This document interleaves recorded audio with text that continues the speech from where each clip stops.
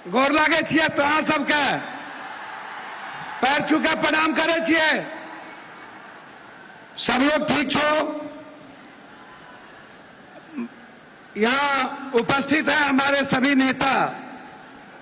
पहले हम आपका आभार प्रकट करेंगे जो मेरी मां बहनें यहाँ पर बैठी हैं, क्रांतिवीर कर्मी जो युवा साथी हैं यहाँ, और जो इतिहास है मेरा।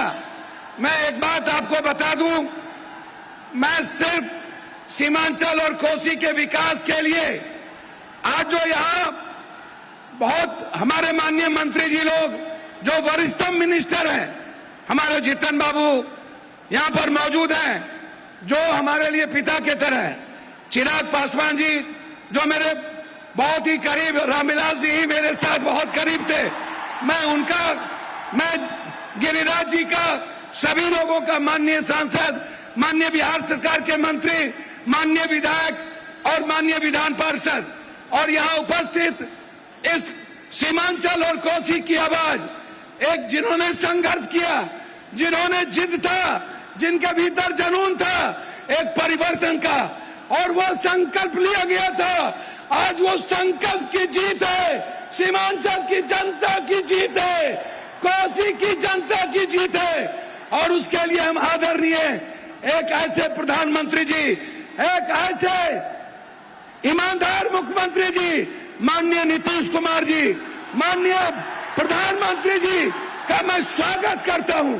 मैं धन्यवाद देता हूं दिल के गहराइयों से कि आपने हमारे सपनों में साथ दिया, आप हमारे उम्मीद के साथ खड़े हुए और आप हमारे विश्वास की ताकत बने।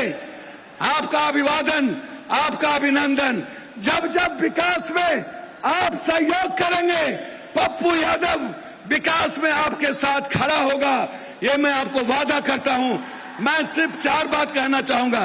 एक, माननीय दिलीप बाबू, आप नायक हैं, आप नेतृत्व कर रहे हैं, आप पर गर्व है हमें।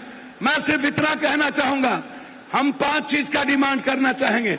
माननीय मंत्री और पूरा बिहार सरकार, पूरा भारत सरकार यहाँ पर मौजूद है। नित्यानंद बाबू से भी बहुत उम्मीद है, हमें अपेक्षा है कि नित्यानंद बाबू हमारी बात को सुनेंगे।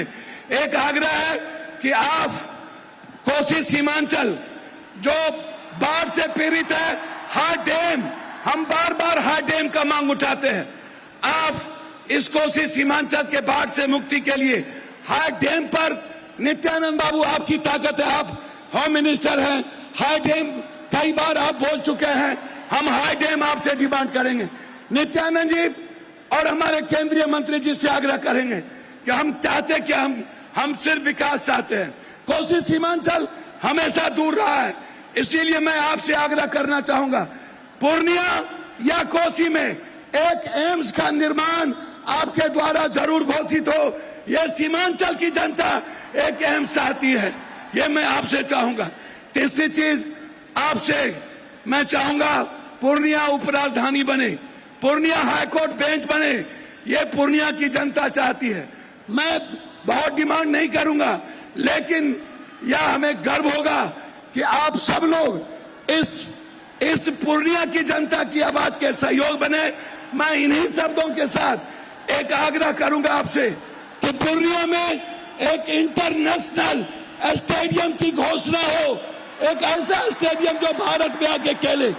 मैं इन्हीं शब्दों के साथ मैं पुनः आपसे आग्रह करते हुए कि आपने मखान पर और तिलकुट पर 18% और मखान पर अब 5% आपने जीएसटी लगाया है।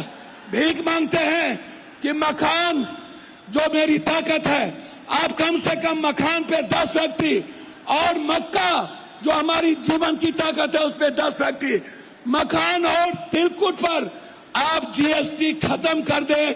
इन्हीं शब्दों के साथ आपका पुनः पूर्णिया के धरती पर अपने